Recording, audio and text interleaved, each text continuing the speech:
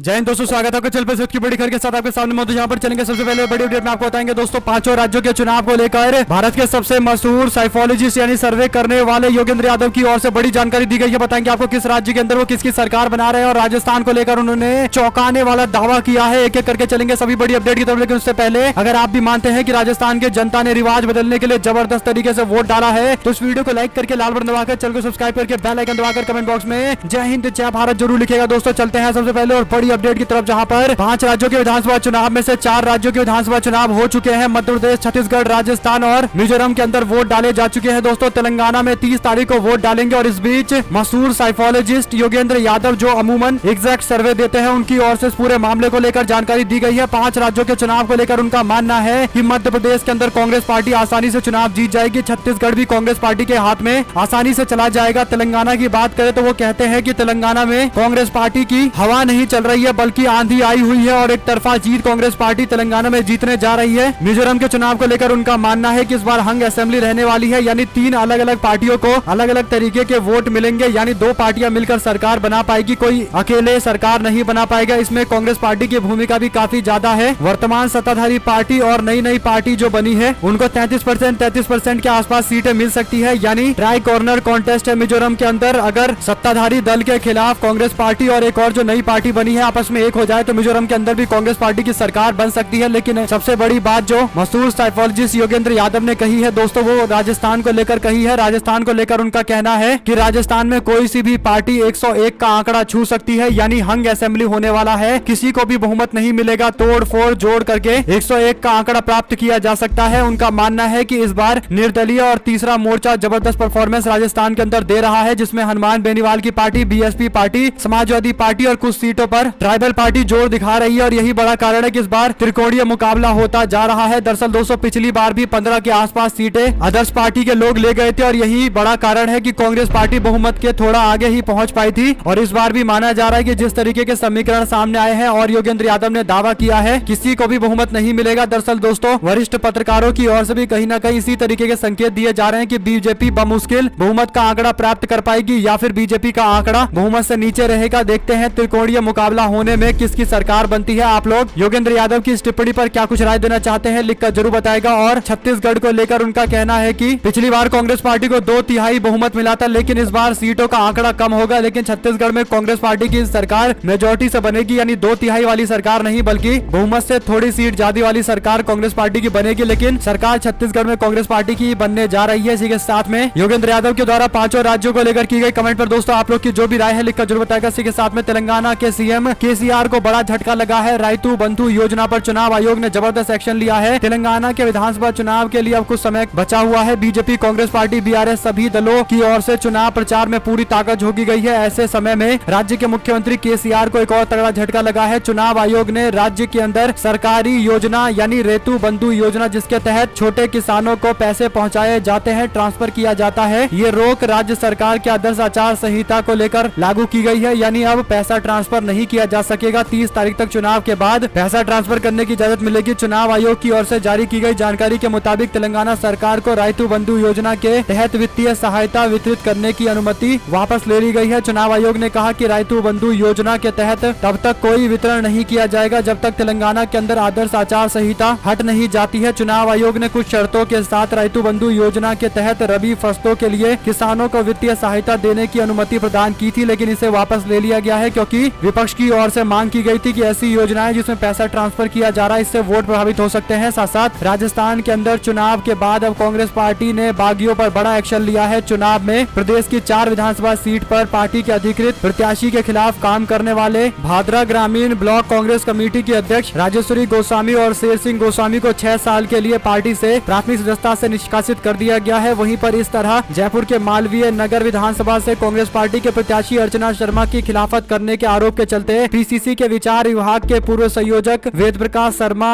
Ward संख्या 127 की पार्षद और प्रत्याशी कविता छलबानी और वार्ड 130 की पार्षद राजूला सिंह के साथ साथ वार्ड 140 के प्रत्याशी अभिषेक सैनी के खिलाफ भी कार्रवाई की गई है। इन सभी को 6-6 साल के लिए पार्टी से बाहर का रास्ता दिखाया गया है। वोटिंग के बाद अब तक 49 बागियों के खिलाफ कार्रवाई की गई है। दोस्तों साथ साथ प्रधानमंत्री मोदी आंध्र प्रदेश में मंदिर विजिट के लिए गए थे। प्रधानमंत्री मोदी जब मंदिर के लिए एंट्री ले रहे थे तो इस दौरान उन्होंने मंदिर में जाने के लिए परिधान पहना हुआ था, यानी यानी धोती और शर्ट जो पहना जाता है उन्होंने पहन रखा था, लेकिन उनके साथ में जो लोग चल रहे थे उसमें ज्यादातर कैमरामैन थे, सबने धोती पहन रखी थी और अपने हाथ में बड़े बड़े कैमरे ले रखे थे। यहाँ तक कि एक व्यक्ति प्रधानमंत्री मोदी को एक स्टैंड कैमरे से भी फिल्मा रहा था। इसके बाद लोग सोशल मीडिया पर सवाल पूछते हुए कह रहे हैं कि कौन व्यक्ति है जो इतने सारे कैमरे के साथ मंदिर विजिट के लिए गया हुआ है। लोगों ने कहा कि प्रधानमंत्री ही ऐसा कर सकते हैं जो कैमरे के काफी प्रेमी नजर आते हैं। दरअसल दोस्तों, प्रधानमंत्री मोदी जहाँ भी जाते हैं ऐसा मुश्किल ही होता है कि कैमरा मौजूद ना हो, और वो भी जब मंदिर दर्शन के लिए गए हैं तो एक के बाद एक कई सारे बड़े बड़े कैमरे नजर आ रहे हैं। इसका सीधा मतलब यह है कि प्रधानमंत्री मंदिर जाने से ज्यादा इस बात पर फोकस कर रहे हैं कि उनकी तस्वीर अच्छी आनी चाहिए। शायद इसीलिए कैमरामैन लेकर आए गए हैं, क्योंकि मंदिर प्रांगण में वही लोग जाते हैं जो आध्यात्मिक तौर पर मंदिर जाने का मन बनाकर आए हैं, जो अपने दिमाग को शांति देना चाहते हैं और भगवान से जुड़ना चाहते हैं। लेकिन इतने ज्यादा कैमरे ले जाने की क्या जरूरत है और इससे क्या आध्यात्मिक शांति मिलेगी? आप लोग कमेंट बॉक्स में अपनी राय जरूर लिखकर बताइएगा दोस्तों, क्योंकि मीडिया इस तरीके के सवाल उठाने से बिल्कुल हिचकिचाता है। साथ मध्य प्रदेश के विधानसभा चुनाव आने से पहले सियासी बयानबाजी तेज हो गई है। मध्य प्रदेश में कांग्रेस पार्टी के प्रवक्ता और मीडिया विभाग के उपाध्यक्ष अवनीश सिंह बुंदेला ने मुख्यमंत्री शिवराज सिंह चौहान पर तंज कसा है। उन्होंने कहा कि मुख्यमंत्री शिवराज सिंह चौहान को बीजेपी विदा कर रही है, जिसके लिए उन्हें राष्ट्रीय उपाध्यक्ष बनाया जा रहा है। बुंदेला ने ये भी कहा कि उनका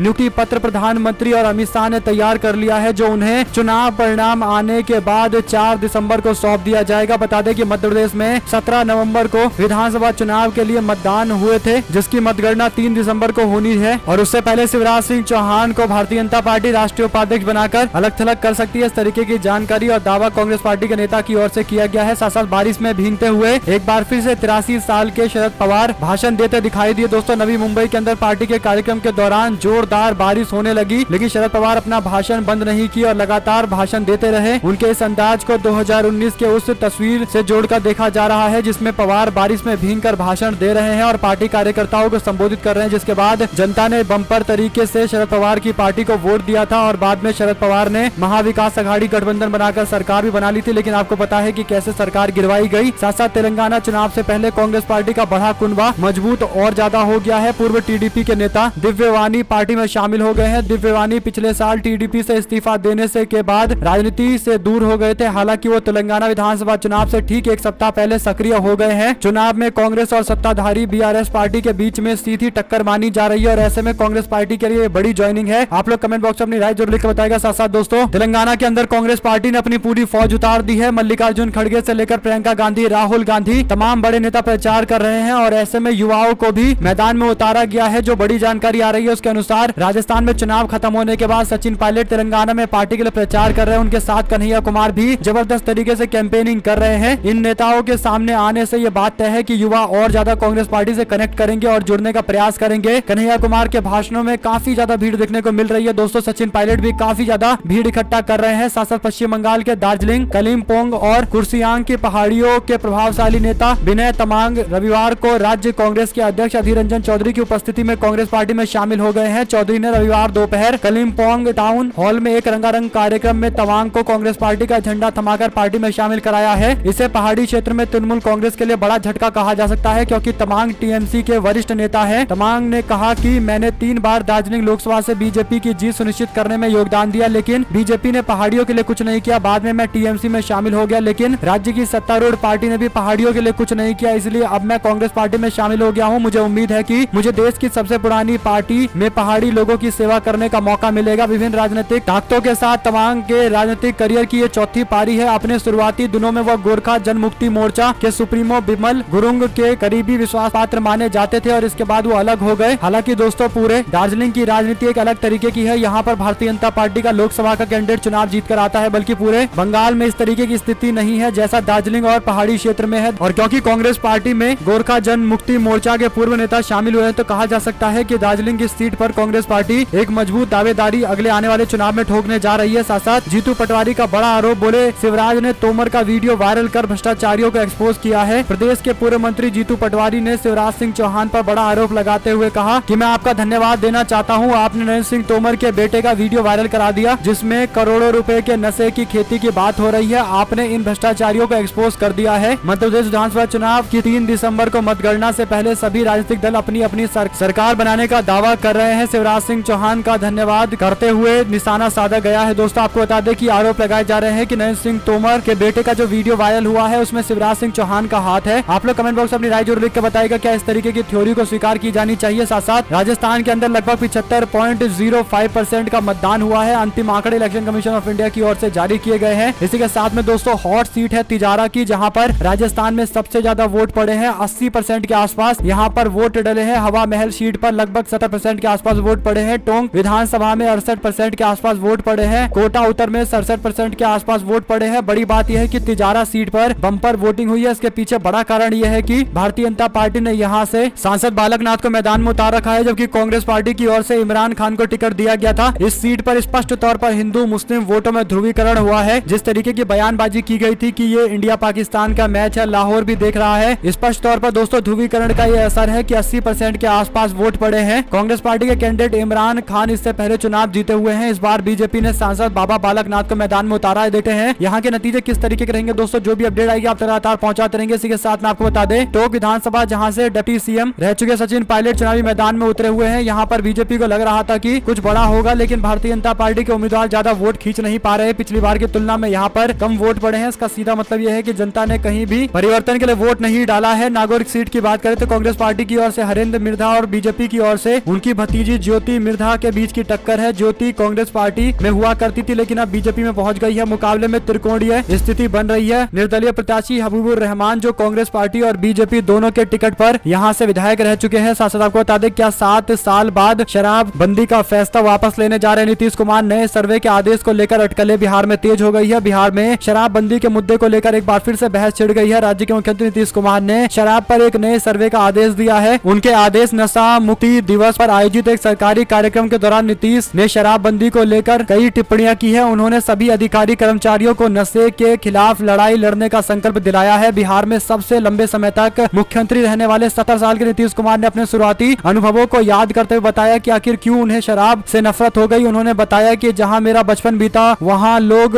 बुरी संगत से दूर थे, लेकिन मैं इंजीनियरिंग की डिग्री हासिल करने के लिए पटना आया तो एक कमरे को किराए पर लिया तो वहां पर पड़ोस में लोग शराब पीकर उपद्रव मचाते थे। इसी के साथ में दोस्तों संसद का शीतकालीन सत्र 4 दिसंबर से होने जा रहा है। 2 दिसंबर को बुलाई गई है सर्वदलीय बैठक। इसमें सारे पॉलिटिकल पार्टी के लोग मौजूद रहेंगे और स्थिति को संभालने का प्रयास किया जाएगा, यानी कोई भी विरोध ना हो हल्ला ना हो, इसके लिए प्रयास किए जाएंगे। हालांकि आम आदमी पार्टी के नेता संजय सिंह की गिरफ्तारी और उसके बाद ईडी की कई कार्रवाई के साथ साथ जिस तरीके से भारतीय जनता पार्टी के नेताओं की टिप्पणियां इस बीच में सामने आई है, संसद का अगला सत्र भी जबरदस्त विरोध के बीच कटने वाला है, इसमें कोई दोराय नहीं है। देखते हैं संसदीय कार्य मंत्री की ओर से बुलाए गए सर्वदलीय बैठक का क्या नतीजा निकल कर सामने आएगा। दोस्तों साथ पूर्व मंत्री अजय चंद्राकर ने लगाए आरोप, षड्यंत्र पूर्वक 25,000 कर्मचारियों को मतदान से वंचित करने का आरोप लगाया गया है। विधानसभा चुनाव के मद्देनजर बीजेपी और कांग्रेस पार्टी के बीच में आरोप प्रत्यारोप का दौर जारी है। बीजेपी के मुख्य प्रवक्ता व मंत्री अजय चंद्राकर ने आरोप लगाया है कि केयरटेकर मुख्यमंत्री के दबाव में कलेक्टर को हटाने की कार्रवाई हो या खुद के पाटन निर्वाचन क्षेत्र का आचार संहिता के उल्लंघन का मामला हो, इसकी जांच नहीं की जा रही है। दरअसल भारतीय जनता पार्टी छत्तीसगढ़ के अंदर कई सारे आरोपों के साथ सामने आई है। दोस्तों इसी के साथ में अमित शाह बोले, कहा अमित शाह का व्यंग्य सबसे अच्छा होता है। 15 लाख के वादे को जुमला कहकर निकल गए प्रधानमंत्री, उसे आज तक झेल रहे हैं। अब अमित शाह चीनी माल किसे कह रहे हैं। दरअसल दोस्तों अमित शाह ने एक टिप्पणी करते हुए कहा कि कांग्रेस विधायक चीनी सामान जैसे हैं जिनकी कोई गारंटी नहीं है। अमित शाह की इस टिप्पणी पर रवीश कुमार ने जवाब देते हुए कहा कि असम के मुख्यमंत्री भी कांग्रेस से बीजेपी में आए हैं। केंद्रीय मंत्री ज्योतिरादित्य सिंधिया कांग्रेस से बीजेपी में आए हैं, उनके साथ ही विधायक भी लाए गए और शिवराज सिंह चौहान की सरकार बनवाई गई। क्या इन सभी को अमित शाह का बयान बुरा लग सकता है? क्या ये लोग बयान देंगे कि उन्हें चीनी माल होने पर गर्व है या लोकल माल है, चीनी नहीं है? इस बयान का गजब का असर है। नतीजों के बाद कांग्रेस के विधायक पर दबाव आ जाएगा कि बीजेपी में गए तो जनता चीनी माल कहेगी। अमित शाह को बताना चाहिए कि उन्होंने बिना गारंटी वाला चीनी माल को अपनी पार्टी में क्यों जुटाया है। पहले शिंदे साहब अजीत पवार को परेशान होने की जरूरत नहीं है, दोनों कांग्रेस से थोड़े ना बीजेपी में आए हैं। भूल सुधार ज्योतिरादित्य सिंधिया की जगह माधवराव सिंधिया टंकित हो गया था, सुधार कर दिया है। कुल मिलाकर दोस्तों रवीश कुमार अपने तंज भरे लहजे में ये बातें कर रहे हैं जिसका जवाब बीजेपी के लोग शायद कम ही हिम्मत जुटा पाए कि दे पाए। वहीं पर तेलंगाना विधानसभा चुनाव के लिए अब कुछ दिन बचे हुए हैं। कांग्रेस पार्टी के नेता जयराम रमेश ने सोमवार को तेलंगाना के मंत्री केटी रामा राव के इस दावे की आलोचना की है कि राज्य के अंदर प्रति व्यक्ति आय देश के अंदर सबसे ज्यादा है। एक पोस्ट में जयराम रमेश ने कहा कि केटीआर लगातार कहते हैं कि तेलंगाना में देश में सबसे ज्यादा प्रति व्यक्ति आय है। तथ्य क्या है? उन्होंने कहा कि इसके अनुसार आरबीआई स्थिर कीमतों पर जो मायने रखता है उसमें कर्नाटका हरियाणा में तेलंगाना की तुलना में प्रति व्यक्ति आय सबसे ज्यादा है, जबकि तमिलनाडु बहुत बड़े जनसंख्या आधार के साथ समान स्तर पर है। कुल मिलाकर दोस्तों केटीआर के दावे की पोल खोलते हुए कांग्रेस पार्टी के नेता जयराम रमेश की ओर से ये टिप्पणी की गई है। आप लोग इसे किस तरीके से देखते हैं, कमेंट बॉक्स में अपनी राय जरूर लिखकर बताइएगा। हमारे साथ लगातार जुड़े रहने के लिए सभी दोस्तों, भाइयों, बहनों, मित्रों का बहुत बहुत धन्यवाद। आप लोग देख रहे थे आप लोग का अपना चैनल जय हिंद, जय भारत, वंदे मातरम।